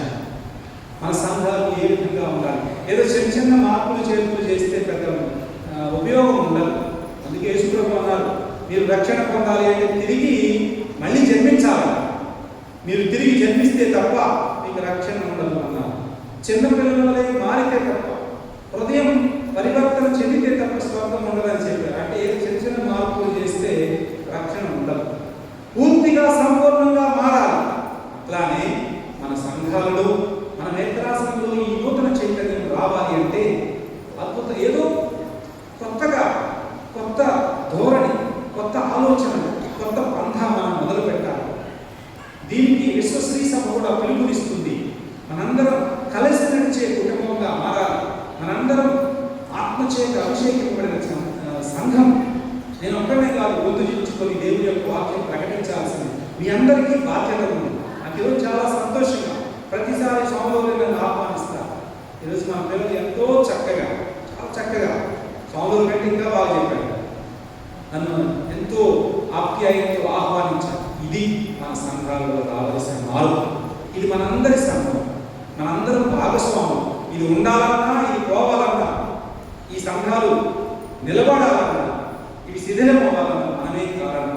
స్వాములు, బిషప్ గారు కాదు, మనందరిది ఈ తిరుసభ అనే భావన మనలో ఉన్నప్పుడే ఇది నిలబడుతుంది. ఈ స్వాములు గుళ్ళే ఏదన్నా చిన్న కిటికీ పగిలిందంటే బిషప్ గారు వచ్చినాక ఆగాలి, ఆయన గుడికి అడుగైంది.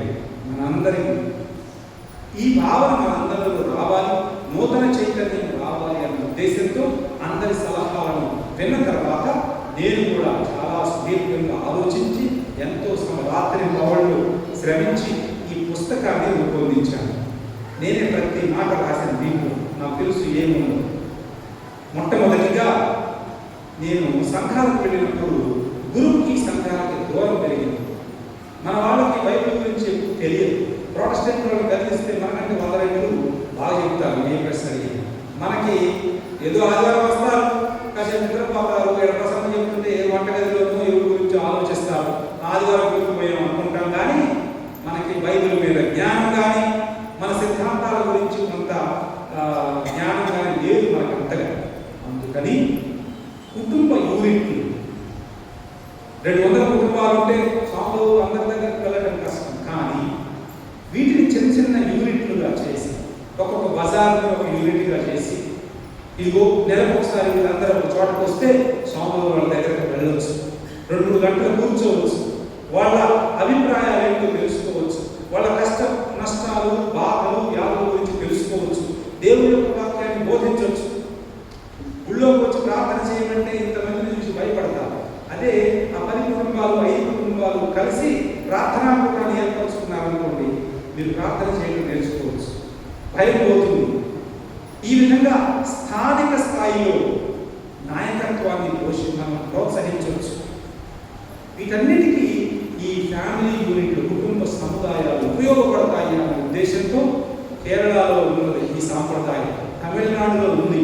ఇది బాగా ఉపయోగపడుతుంది సంఘాలను బలపరచడానికి, సహవాసములు ఐక్యంగా ఉండటానికి ఇది బాగా ఉపయోగపడుతుందని మన మేత్రాసనంలో కూడా ప్రవేశపెట్టడం జరిగింది. ఇదేదో మేత్రాల వారు సూచనలు ఇవ్వడం కాదు, ఇది శాసనం. మన మేత్రాసనం అన్ని సంఘాలలో జరిగి తీరాల్సిందే. మా కుదరదంటే స్వాములకి ఇష్టం లేకపోయినా, మీకు ఇష్టం లేకపోయినా ఇది అమలు చేసి తీరాల్సిందే. ఈ మేత్రాసనంలో మంచిదే. రెండు సంవత్సరాల నుంచి ఆలోచించి అందరి అభిప్రాయాలను సేకరించి నిర్ణయించింది. మొదట్లో ఆరంభంలో చిన్న చిన్న సమస్యలు రావచ్చు, కానీ మీరు చూస్తారు కొన్ని సంవత్సరాలలో ఈ కుటుంబ యూనిట్లు ఈ ప్రారంభించే మనం ఈ విధానం తప్పకుండా సంఘాలకు మేలు చేస్తుంది. అందుకని దయచేసి అందరూ, నేను మళ్ళీ వచ్చే ఆదివారం నేను మీ అందరికీ ఒక లేఖను రాశాను, దాన్ని కూడా చదువుతాను. దాంట్లో మళ్ళీ రాశాను, మీరు తొందరపడవద్దు, చిన్నగా సావధానంగా క్రమేణా దశల వారీగా ఈ యొక్క నూతన విధానాన్ని అమలుపరచండి నేత్రాసనంలో మీ విచారణలో అని చెప్పాను. ఈ పుస్తకాలన్నింటినీ మీకు లభ్యమవుతాయి. అందరూ కొనుక్కోవచ్చు. పుస్తకాలు ఊరికిస్తే విలువ ఉండదు. అందుకని ₹4 డబ్బులు పెట్టాను. ఇది చాలా కష్టపడి మన నేత్రాసనానికి ఇది శాసనం లాంటిది. అందుకని మీరు కూడా చదవాలి, అర్థం చేసుకోవాలి. మన సంఘం ఏ విధంగా నడవాలని మన పీఠాధిపతులు ఆశిస్తున్నారు, మన తిరుసభకు ఏ విధంగా మన సంఘం నడవాలని కోరుకుంటుంది అని దీంట్లో ఉన్నాయి. అందుకని చక్కగా చదవండి, అర్థం చేసుకోండి, గురువులకు సహకరించండి. ఇదంతా మనది. నిజంగా చెప్పాలంటే రెండవ విషయం సలహా మండలి. ప్రతి సంఘాన్ని నడిపించడం స్వాములు ఒక్కడే ఆయన ఇష్టం వచ్చినట్టు నిర్ణయాలు తీసుకుంటే కుదరదు. నలుగురిని కూర్చోబెట్టుకొని వాళ్ళ అభిప్రాయాలను తీసుకొని వాళ్ళను కలుపుకొని పోవాలి. అందుకే ప్రతి విచారణలో, ప్రతి సంఘంలో సలహా మండలిలో ఉండాలి. మీ అందరికీ మేలు చేశారు. నిజంగా మన ప్రజలకు కూడా మాట ఉండాలి. అట్లానే ఈ 10 మంది సలహా మండలి సభ్యులుంటే ఇక్కడ ఏ విధంగా వీళ్ళు ఉన్నారో నిర్ణయ ప్రక్రియలో కూడా స్త్రీలకు సముచిత స్థానం కల్పించాలి అని నిర్ణయించారు. ఇది నేను అక్కడ నిర్ణయించేది కాదు, మన శ్రీ సభలో బాబు గారు మాకు చెప్పినటువంటి విషయం. నిర్ణయ ప్రక్రియలో స్త్రీలకు సముచిత స్థానం ఇవ్వాలి. మనం సంఘాన్ని ఏ విధంగా నడపాలి వాళ్ళొక్కడే నిర్ణయిస్తే కుదురుతుందా? మీ ఇళ్లలో కూడా ఈ రోజుల్లో వాళ్ళొక్కడే నిర్ణయించండి, భార్యాభర్తలు కలిసి నిర్ణయిస్తున్నారు. అట్లానే మన సంఘంలో కూడా అందరికీ ఈ నిర్ణయ ప్రక్రియలో సముచిత స్థానం ఉండాలి. మూడవది కూడా, మీరు సంఘాలు అంతగా ఎక్కువ ప్రొటెస్టెంట్ ఇచ్చినట్టు ఎందుకు స్వాములు తిట్టాడేమో అనుకుంటారు. నిజమే కదా, బిషప్ గారు తిట్టాడేమో అనుకొని మీరు ఎక్కువ డబ్బులు. అందుకని మీకు ఆ భయం లేకుండా ఇక నుంచి మీరు ఇచ్చే కానుకలన్నీ మీ సంఘ అభివృద్ధికి ఉపయోగపడాలి. దానికి ఒక ప్రక్రియను, ఒక వ్యవస్థను ఏర్పాటు చేశారు. దాని విధి విధానాలన్నీ దీంట్లో ఉన్నాయి. మీ డబ్బులు మాకేమవుతుంది? మీ డబ్బులు దేవునికి ఇవ్వండి, దైవ సంఘానికి ఉపయోగపడతాయి, దేవాలయ అభివృద్ధికి, మీ విశ్వాస వికాసానికి ఉపయోగపడితే చాలు. నన్ను ఉద్ధరించాల్సిన అవసరం లేదు. మీ మానవులతో మీ డబ్బులు మాకు అవసరం లేదు. మీరు ఇచ్చే కానుక దేవునికి ఇస్తున్నారు. దేవుడు మీకు చేసినటువంటి మేలులకు గాను మీరు ప్రతిఫలంగా దేవుడికి చూపించే కృతజ్ఞతగా చందాలు ఇస్తూ ఉంటారు. దేవుడు దానికి తగ్గట్టుగానే మిమ్మల్ని దీవిస్తారు. దేవుడికి తెలుసు, మీకు తెలుసు మీ యొక్క స్తోమత ఏంటి, మీ సామర్థ్యం ఏంటి. మా దగ్గర ఏమున్నాయి స్వామి? నాకేం తెలుసు మీ దగ్గర ఏమున్నాయి? పైవాడికి తెలుసు. ఒకసారి ఎట్లా ఎక్కడికో వెళితే గుడికి ఆడుతుంది. ఒక ఆయన ముందుకు వచ్చి మోకాళ్ళ మీద ఉండి, తల్లి గారు మా దగ్గర ఏమున్నాయి స్వామి అని అన్నారు. నేను ఇదే మాట అన్నాను. బయటికి పోయిన తర్వాత అందరూ వచ్చి, తండ్రి గారు ఆయన ఒక్కడే ఇట్లాంటి 10 గుళ్ళు పెట్టించగలరని చెప్పారు. జనం దాచిపెడతారు డబ్బు. స్వాముల దగ్గరకు వచ్చేసరికి, గుడి దగ్గరకు వచ్చేసరికి నిజమే మన గుడ్డులు అంతే. అందుకే మనం ఇట్లా ఉన్నాం. విశాల హృదయంతో మీకు చేతనైనంత ప్రతి నెల ఎంతో కొంత సంఘానికి మీరు దేవునికి కానుక ఇవ్వాలి. దానిని ఏ విధంగా ఉపయోగించుకోవాలో గురువు ఒక 4-5 ఒక కమిటీగా ఏర్పాటు చేసి వాళ్ళు కలిసి ఆ డబ్బులను ఉపయోగిస్తారు సంఘ అభివృద్ధి కోసం. అందుకని దయచేసి దీంట్లో రాసినటువంటి నియమాలను, నిబంధనలను అర్థం చేసుకోండి. ఇది మన సంఘాలు అభివృద్ధి చెందడానికి చాలా ఉపయోగం. అంతేకాకుండా ఈ పాటలు పాడే వాళ్ళకు కూడా పాటలు ఎలా పాడాలో కూడా దీనిలో ఉంటుంది. ఇప్పటి వరకు నేను క్షమించాను. మీరు ఏం చేసినా కానీ ఎప్పుడు నేను ఈ రోజు వరకు ఈ 2 సంవత్సరాలలో ఏ పాట పాడినా కానీ నేను ఒప్పుకున్నాను. ఇక్కడి నుంచి కుదరదు. మహోన్నతంగా పాడమంటే స్తుతి ఆరాధన పాడతారు. పరిశుద్ధులు పాడమంటే హోసాన్న హల్లెలూయా అని 20 సార్లు పాడితే పాడతారు. ఇది దైవార్చన క్రమం, ఒక పద్ధతి ఉంటుంది. ఏ పాటలు పాడాలి, ఏ చెప్పాలి అని. మహోన్నతములకు ఎంత సమయం ఇవ్వాలి, పరిశుద్ధులకి ఎంత సమయం ఇవ్వాలి, మొదటి పట్టణం అయిన తర్వాత ఏం పాడాలి, రెండవ పట్టణం అయిన తర్వాత ఏం పాడాలి, ఒక పద్ధతి ఉంది. ఎవరికి ఇష్టం వచ్చినట్టు వాళ్ళు పాడితే కుదరదు. అందుకని మన మేత్రాసనంలో కొన్ని నియమాలను కూడా నేను ఇదే పుస్తకంలో రాశాను. దయచేసి శ్రద్ధగా చదువుకొని చిన్నగా, నేనే మీకు గుర్తుపట్టుకొని రేపే అమలు కావాలని చెప్పడం లేదు. చిన్నగా క్రమేణా మనం వీటన్నిటినీ మనం అమలుపరచడానికి ప్రయత్నం చేద్దాం. మన మేత్రాసనం చైతన్యవంతమైనటువంటి మేత్రాసనంగా మారుతుంది. ఈ ప్రయాణంలో నేను ఉంటాను. నేను వస్తాను, ఇట్లా తరచుగా వస్తాను. జరుగుతున్నాయా లేవా, ఏదైనా ఇబ్బందులు ఉంటే నేనే వచ్చి తీరుస్తాను. ఎందుకంటే మీరేం భయపడాల్సిన అవసరం లేదు. నేను ఎక్కడో దూరంగా లేను. ఎప్పుడు ఏ ఇబ్బందులు ఉన్నా నా చెరువు పడితే చాలు, వస్తాను, నేను తీరుస్తాను. మేమందరినీ మరొకసారి దేవుడు దీవించాలని ప్రార్థిస్తూ ముగిస్తున్నాను. అర్పణకి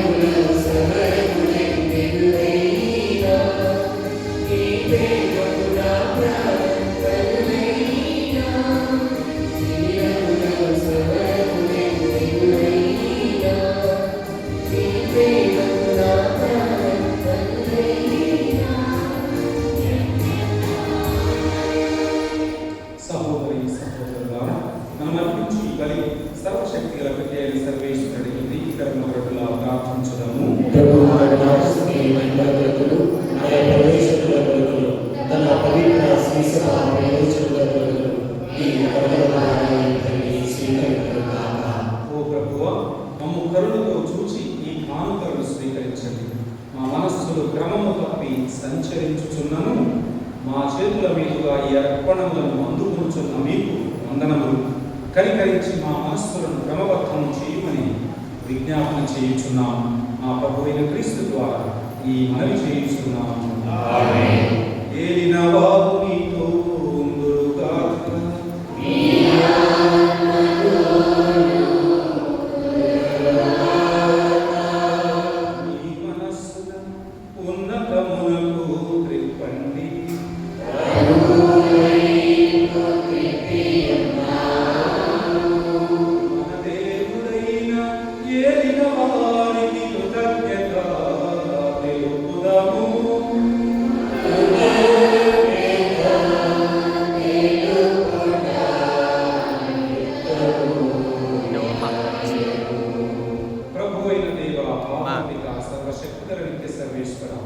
మేము ఎల్లప్పుడూ నేర్చుకోవటను మీకు కృతజ్ఞత వందనములు చెల్లించుట యుక్తము, న్యాయము, ధర్మము, రక్షణదాయకము.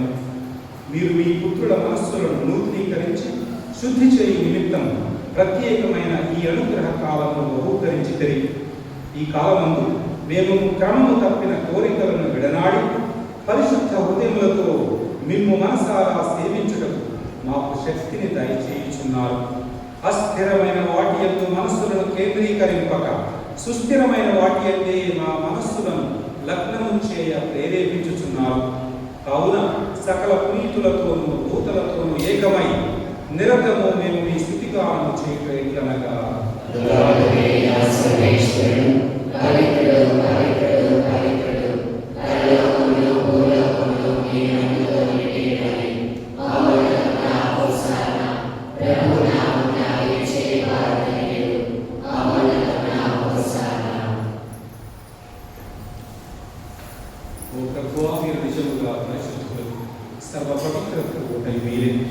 కనుక మీ పవిత్రాత్మ ద్వారా ఈ కానుకలను పరిశుద్ధపరచబడుచున్నాము.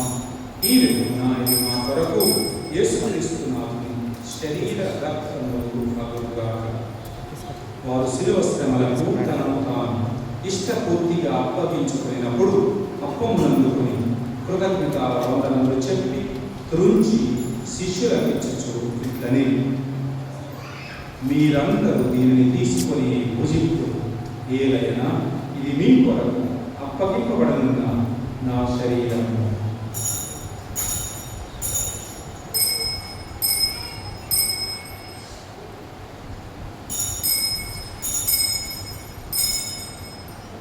ఆ విధంగా భోజనానంతరం పాత్రను అందుకొని మరల కృతజ్ఞత వందనములు చెప్పి స్తుతించి శిష్యులకిచ్చుచు ఇట్లని, మీరందరూ దీనిని తీసుకొని దీని నుండి పానం చేయుడు.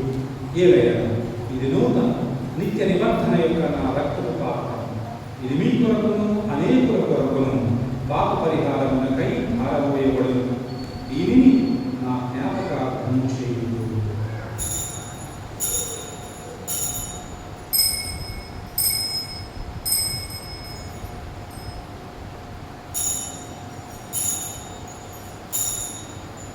ఇది విశ్వాస రహస్యము.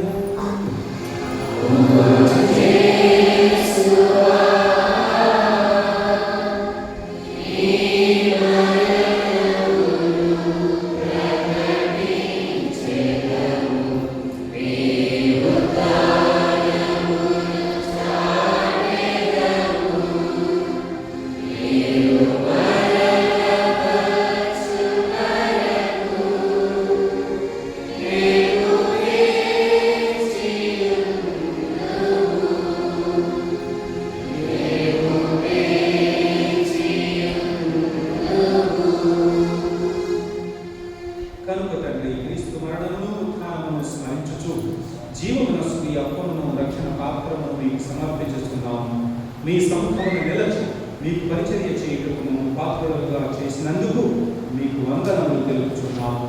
క్రీస్తు శరీర రక్తములందు పాలివారము మమ్ము పవిత్ర ఆత్మ ద్వారా ఐక్యపరచమని బ్రతిమాలుచున్నాము.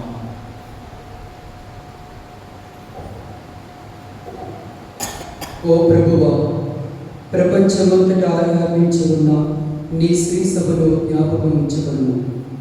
మా లియో జగద్గురువును, మా ఊరిట్ల స్వారీస్ పీఠాధిపతి తండ్రి గారిని, తదితర పీఠాధిపతులను, గురువులందరితో పాటు మమ్మను నీ ప్రేమ యందు పరిపూర్ణము చేయు. ఉత్తానములు అనే నమ్మకంతో చనిపోయిన మా సహోదరులను మీ కనికరముందు చనిపోయిన వారందరినీ జ్ఞాపకం ఉంచుకును. వారిని మీ దివ్య ప్రకాశం నుండి చేర్చుకును. మా అందరిపై దయ చూపి దేవుని కనికరు మరి మాతతోనూ పునీత అపోస్తలతోనూ ఆదరణి సేవ చేసిన పుణ్యాత్ములతోనూ మా నిత్య జీవితంలో భాగము దయచేయము. అప్పుడు వారితో కలిసి మేము మీ కుమారుడు యేసుక్రీస్తు ద్వారా నేను స్తుతించి మహిమపరచుతాము.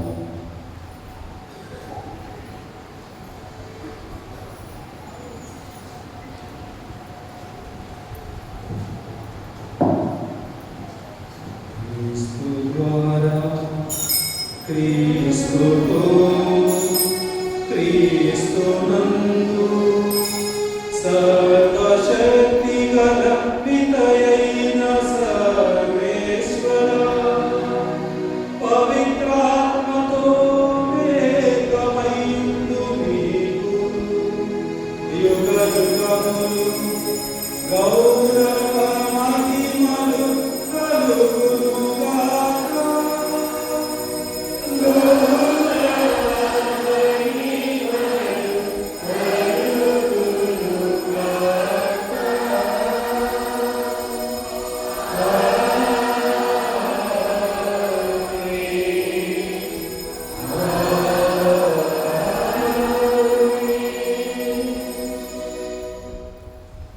మన హృదయము దేవాలయం, మనలో ప్రభువు నివసిస్తుంది. ఈ జీవిత యాత్రలో ఒంటరి వాళ్ళు కాదు. కష్టాలు వచ్చినా, కన్నీళ్ళు వచ్చినా ఆయన వైపు చూడండి. ఎన్నడూ ఆయన మనల్ని విడిచిపెట్టండి. ఈ విశ్వాసంతో ఈ జీవిత యాత్రలో మన తోడున్న ప్రభు మన ధైర్యంతో అందరం కలిసి భక్తితో త్వరలో చెప్పండి. త్వరలో మా యొక్క తండ్రి,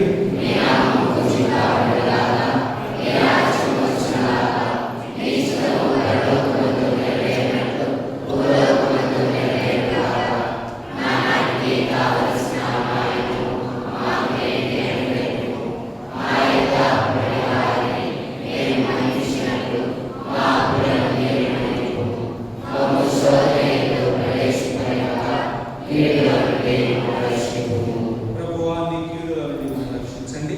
మా ఈ రోజులలో మాకు శాంతిని ప్రసాదించండి.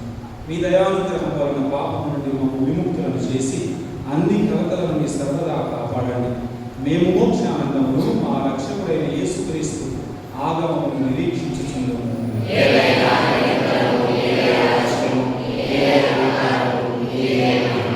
శాంతిని మీకు అనుగ్రహించుచున్నాము, నా శాంతిని మీకు ఇచ్చుచున్నాము అని మీ అపోస్తలులతో రచించిన ప్రభువైన యేసువా, మా పాపములను లెక్కింపక మీ శ్రీ సభ విశ్వాసమును వీక్షింపు. మీ చిత్త ప్రకారం మీ సభకు శాంతిని, ఐక్యమును అనుగ్రహింపు. యుగ యుగములు జీవించుచు పరిపాలించు ప్రభువా. ప్రభుని శాంతి ఎల్లప్పుడూ మీతో ఉండుగాక. ఒకరికొకరు సమాధానం తెలుపుకుంటాము. సర్వేశ్వరి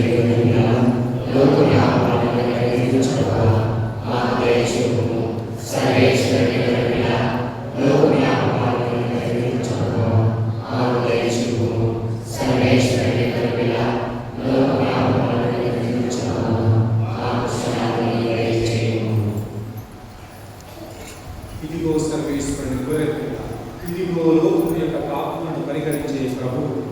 ఈ గొర్రెపిల్ల యొక్క విందుకు పిలువబడిన మనందరము ధన్యులము.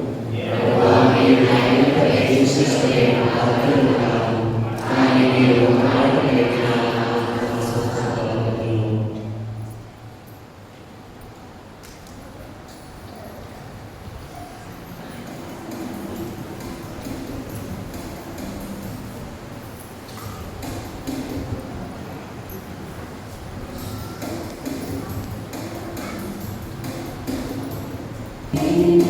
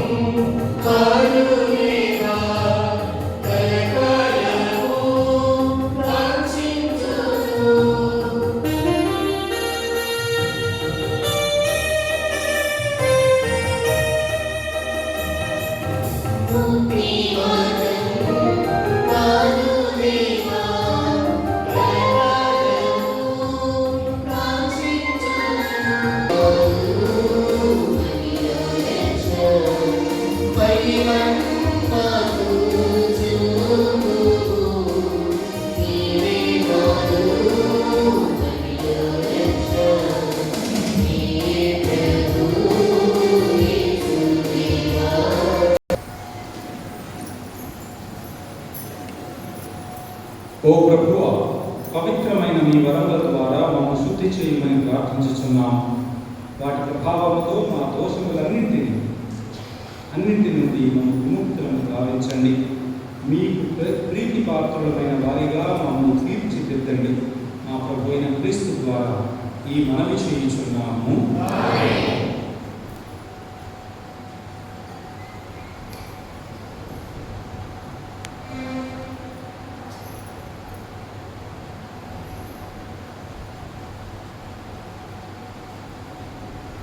ఏలిన వారు మీతో ముందుగా